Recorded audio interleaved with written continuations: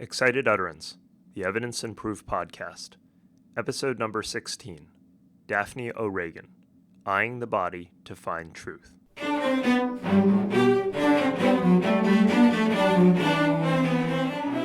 Welcome to Excited Utterance. I'm your host, Ed Cheng from Vanderbilt Law School. Excited Utterance is your podcast for cutting-edge scholarship and developments in the world of evidence. Our goal is to bring a virtual workshop to you every week throughout the academic year. This week, our guest is Daphne O'Regan. Daphne is an associate clinical professor of law at Michigan State University College of Law, where she is director of the Research, Writing, and Advocacy program.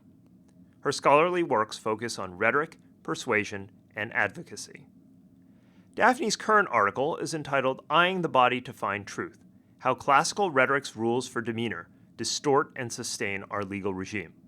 It is forthcoming in the Pace Law Review. In the article, Daphne uses ideas from classical rhetoric to contextualize the conventional norms of courtroom behavior and the standard assumption that jurors can assess witness credibility by observing demeanor. From the standpoint of an attorney in court, these ideas from rhetoric can be powerful advocacy tools that help lawyers communicate and persuade. From the perspective of the legal system and its goal of accurate results, they are potentially troubling in the sense that the norms are not value neutral and may provide advantages or disadvantages to certain groups completely aside from the merits of their cases. Daphne discusses all of these issues and then offers some suggestions going forward. Daphne, thanks for agreeing to be on Excited Utterance. Wonderful to have you on the show. Thank you very much for inviting me. I'm excited about discussing my article with you.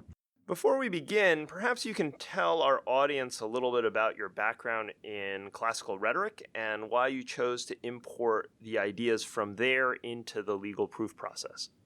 I have an MA and a PhD from Cornell University in classical literature, and my particular interest was the overlap between philosophy and rhetoric and politics. So I wrote about Cicero and the Stoics, and then I wrote about Aristophanes, Cloud, Socrates, and the Sophists. All of those works are about rhetoric, essentially, and how it operates. Then when I came to law school, I had a really sort of seminal experience, which was I was told in my 1L legal writing class when we got to advocacy that I would not want to do anything like slap my knee, which just stunned me because that had been a marker of popular rhetoric ever since early Athenian democracy. And it had recurred as a marker of lack of credibility of popular orators. And so I was just absolutely amazed to hear this because it's redundant, it's unnecessary information that only has one function, and that is to orient you towards the now hidden norms in many instances of elite rhetoric.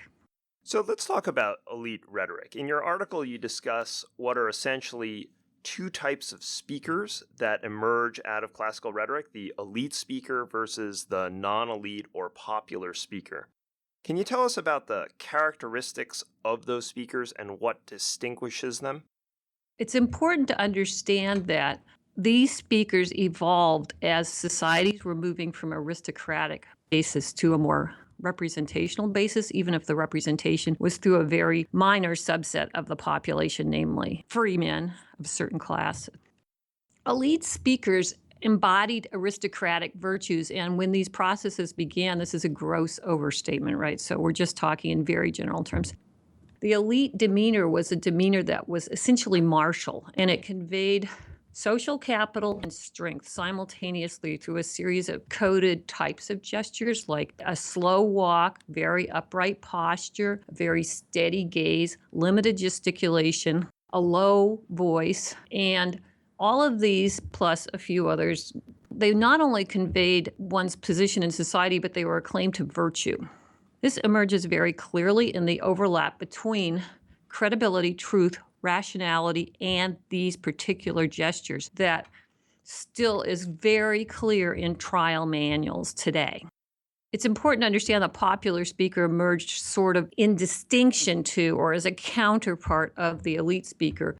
For example, Athens entered what we call radical democracy. That is not necessarily a name I agree with. So when speakers started coming from lower classes and the voting base enlarged itself, they made a new claim to power that had to do with affiliation and demonstration of understandings of alternate truths, in other words, non-aristocratic truths, about how the state should be organized. And that was reflected in their delivery, which is the fifth canon of rhetoric, which is what we call demeanor. They had much larger gestures. They disordered their clothing. They spoke in much louder voices. They frequently had high voices, which is quite interesting. And all of these things were intentional violations of elite norms to demonstrate a posture that was not elite. But at the same time, they were adoption of everything that the elite posture had positioned itself. Because if the elite posture claims rationality and credibility for itself, then it assigns weakness and therefore emotionality and an unfortunate inability to sustain truth to other demeanors. So what we have here is the elite, rational, calm, cold, and collected speaker and the popular, more emotional speaker.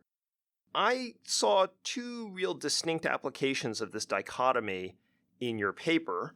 The first is an implication for oral advocacy, namely how lawyers need to behave to deliver information in court. And then the second is some implication on how jurors might assess witness credibility. This is a little different from the structure in your paper, but if you don't mind, I'm going to explore it in this order. So let's talk about the oral advocacy part first. How does this division help us understand conventional rules of courtroom decorum and how we teach oral advocates to present themselves? I'm happy to answer the question, but I want to make very clear before I start answering that these demeanors are claims to rationality and demonstrations of emotion. They are not actually embodying rationality or emotion. They're social claims. You can be just as irrational with an elite demeanor, and you can be completely rational with a popular demeanor. And in fact, they can be used as strategies. Oral advocacy. Let's start with the trial aspect first, if you don't mind, because it'll explain my views on oral advocacy. The elite rational connection means that elite decorum is frequently enforced in trials because the dominant social narrative will lead to a more rational decision. Juries, on the other hand, are associated with popular rhetoric, so they're always suspected of being susceptible to emotion, whether or not that's true. And judges are associated with elite decorum and generally have the rational pole assigned to them. When popular rhetoric enters the courtroom because of its association with irrationality and the association with groups of lower class individuals, which is how we conceptualize the jury usually, it becomes very suspect because from the elite perspective, it's going to lead to decision based on inappropriate considerations. So in general, elite norms are enforced in even trials to protect the so-called rationality and truth-finding function of the trial. Now, a lot of times, defense advocates particularly feel that this interferes with zealous advocacy because of the underpinning of the idea of affiliation with groups of people who may or may not be susceptible to elite demeanor. So they will frequently try to employ popular demeanor. Bear in mind that this is a strategic choice. These people, same people, if they were to argue an appellate argument, they would probably not use popular demeanor in this context. In fact, I can pretty much guarantee you that they wouldn't. So it's a strategy, but it's one that goes along with our whole assignment of rationality and irrationality throughout the trial and appellate sequence, which is usually the assignment of irrationality is connected with popular delivery and connected with the jury, and the assignment of rationality is connected with elite delivery and connected with judges. It's all strategy, as you suggest, but oftentimes these elite norms are enforced by the court. You talk about this United States v. Dowdy case where the court chastises the lawyer for engaging in overly emotional displays. Does the enforcement of the elite norm potentially hurt certain positions or parties? That's a very difficult question to answer. The answer is, practically speaking, yes. Putting the government on trial is frequently associated with popular rhetoric and has been historically since, for example, the Gracchi in ancient Rome. So if you want to convey that this is what you're doing, it is very useful to be able to use popular style. It reinforces your message in a very dramatic way that's easily understood by participants in this culture. There are many people who are not acculturated into elite decorum. Most attorneys who have passed through law school are acculturated, but many witnesses and so forth are not acculturated into elite decorum. And because of the association of elite decorum and credibility and non-elite demeanor with deception, that puts witnesses of any sort who do not participate in the elite tradition at a grave risk of being discounted as liars. At the same time, it has been demonstrated many times that standard measures of deception through physical demeanor simply do not convey accurate information, particularly in a trial setting. People are really not able to detect liars through physical manifestations. So you have an enforcement of elite decorum. You have the assignment of deception, or at least lack of credibility. Those are not precisely the same thing, to non-elite decorum. You have jury instructions informing juries to look at the demeanor of witnesses. Those all add up to a perfect storm for some unfortunate witnesses and parties who do not participate in the elite cultural paradigm. This is a great segue to that second implication that I had, which is the implications of these classical rhetorical ideas to the witness context. One issue that I'm a little puzzled about is the fact that a witness not observing elite norms is going to be disadvantaged. So to the extent that the jury comes from a more popular background, wouldn't a witness not schooled in the elite norms of the legal profession actually do better than a witness that was schooled somehow or coached to be more of an elite witness? There are several things I need to say in response to that. Judges perform many, many actions, both before and after litigation, as well as, of course, being the decision maker in many trials. And although judges have been more highly trained, they too have been very thoroughly acculturated in the elite paradigm. Learning the elite paradigm is a primary focus of law school. Secondly, people can be from non-elite backgrounds and still be acculturated. There's lots of evidence that the dominant social narrative will apply even to people who are disadvantaged by that narrative. So while an attorney can use the elite popular dichotomy as a strategy, a witness really might not have that ability, or probably doesn't have that ability, to modulate their demeanor to be the most satisfactory demeanor possible. And that is particularly true of vulnerable witnesses such as disabled people, people from other cultural groups, traumatized people, and a whole range of other people that you can imagine who, because they actually physically cannot manifest the correct demeanor, they're in grave danger of being misassessed. And the mere fact that juries have some people sometimes that might be participants in the same group as the witnesses, and I hate using the word group because of the fact that some people cannot manifest elite decorum, but they're also not necessarily manifesting popular demeanor. It's important to realize that popular demeanor is just as much a factor of strategy and cultural complexes. They could be manifesting completely flat demeanor, for example, if they're traumatized. And flat demeanor, or an averted gaze, or fidgeting, or an agitated voice, those are all things that juries and judges and other people too frequently take as indications of lying, which they most certainly have been shown not to be a trustworthy way of assessing people's credibility. This is very interesting. What you're saying here is that it's not just this dichotomy, that there are these two ways of practicing rhetoric which can be effective in various ways. But then there are ways of presenting material which are outside these two, which actually may be detrimental in all respects or in all conditions. Sadly, that is true. I mean, yes. This is something of great interest and something I'm working on because, as you know, I proposed the complete blinding or screening of decision makers. If you were a jury, you would see nobody. Basically, you might see your other jurors. You wouldn't see the attorney, judge, parties, witnesses, etc.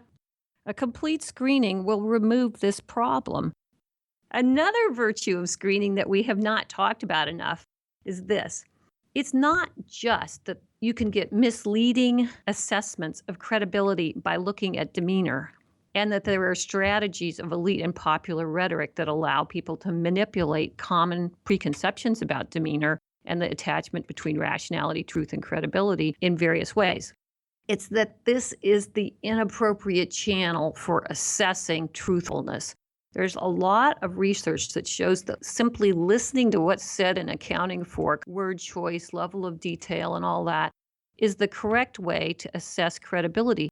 So when you encourage people to assess credibility through their eyes, they will probably be paying less attention to what they're hearing. And essentially, you're distorting the channel that is most likely to bring them to an accurate assessment. Say some more about that. One of the things that came into my mind when I thought about this screening proposal was whether you were simply picking on demeanor or visual cues and neglecting the fact that there are many ways that we assess a person's position in society or we assess their credibility, which may or may not actually have any empirical basis. So someone looking at accent or word choice, those are things that are also social cues that have advantages and disadvantages outside the merits of what the person is saying. So why is it that demeanor is particularly pernicious? The first reason that demeanor is particularly pernicious is because people are explicitly instructed to pay attention to it. And it forms the basis for appellate levels of review. So it's written very, very deeply into our institutional structures in a way that the others are not. But I agree with you that there are many cues to inappropriate assessment of other human beings' statements or performance, if you want to think about it like that. If we think about it as performance, of course, we'll go back to the classic Vienna Philharmonic Orchestra blind editions. And I think I read, this is just an aside because honestly, I'd have to go back and research this, that after a while, they also muffled the floor because people were getting inappropriate cues from the sound of people's shoes. And so they were drawing the conclusion that some players were women and some players were men, which was, of course, the entire purpose of a blind audition was to avoid that. For example, as you say, there's lots of work showing that names can trigger implicit bias that can lead to bias in, for example, job applicants. And all of those things are true, and I am not disputing that at all. And it's possible that a more complete screening would be even better. You have to ask yourself, why is it necessary to know the witness's name and address? I mean, somebody needs to know it to make sure that it is actually that person, but is it really necessary for the decision maker? If we were to use the model of blinded and double-blinded medical trials where they try to eliminate bias, explicit and implicit bias in making critically important decisions, and I hope we can agree that the legal system is also making critically important decisions, long ago they recognized that people inadvertently can distort data to arrive at improper decisions. And there's levels of blinding that are just patient blinding, then patient and doctor blinding, and finally review blinding so that a different person reviews the results that are designed to eliminate as much distortion as possible. And if the trial, and I'm not saying it is actually, is a truth-seeking mechanism, there is absolutely no reason why we should not adopt the level of blinding that would be appropriate to eliminate explicit and implicit bias that can distort that decision. It's fascinating that this solution to the problem removes a lot of the theatrical aspects of trial, and what you end up with is something that is considerably more sanitized and perhaps more accurate, but as you suggest, it's not clear that that's what we actually want. A final question for you before we wrap up, and I ask this question largely of everyone on the show. Where do you see the future work being done in this space? Is it psychological studies on the things that make juries go astray, or is it more work in the rhetoric space? What interests me now is two things: a more complete blinding, like you were suggesting, and how to get to blinding as a solution. And I want to point out that I am not the first person to suggest blinding parts of trial. Chet Pager and Jeremy Blumenthal already suggested this in very, very significant and good articles. One of the things that I like about blinding the decision maker is the metaphor is very powerful. And if you think of juries as an important place for people to enact their roles as citizens, it's very powerful to be told and to realize about yourself every day I am making inappropriate judgments about people based on information that I don't even know I'm processing. That is implicit bias, of course. And the second thing is that I've noticed that in asylum hearings, let's not forget that there's huge numbers of administrative judges out there. They don't even have juries, and they're making critically important decisions all the time. The impact of demeanor in those decisions, where you're dealing with traumatized people of other cultures, has already started to be somewhat problematic, as you can probably imagine. And they've already started to elucidate very clearly other ways of assessing credibility of statements, ways that have been shown in research to be much more effective, some of the ways that I already talked about. So I'm interested in working on that aspect of it a bit more. Daphne, thanks so much for coming on the show. I think that your background in classical rhetoric provides a really unique and interesting perspective for viewing evidence and the proof process, and I look forward to seeing all of your future work in this space. Thanks. I appreciate the opportunity to talk to you. Daphne's article, with its focus on rhetoric and advocacy, is arguably atypical fare in the evidence world. It's not about admissibility rules or even evidentiary burdens.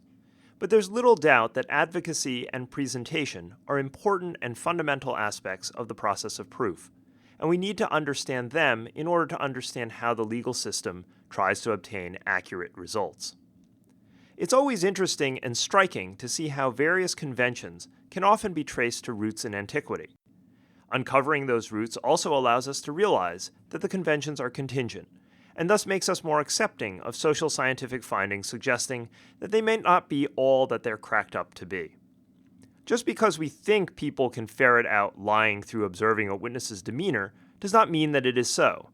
Similarly, just because courts think that attorneys should follow what Daphne calls elite norms of behavior as a matter of courtroom decorum or tradition, doesn't necessarily mean that those norms promote accuracy in decision-making. So where does the structure of trial go from here? Daphne's radical solution seems to involve blinding to reduce the influence of demeanor. This solution, though, raises some tough questions. Where does the blinding end? Do we remove voice and turn everything into documentary evidence?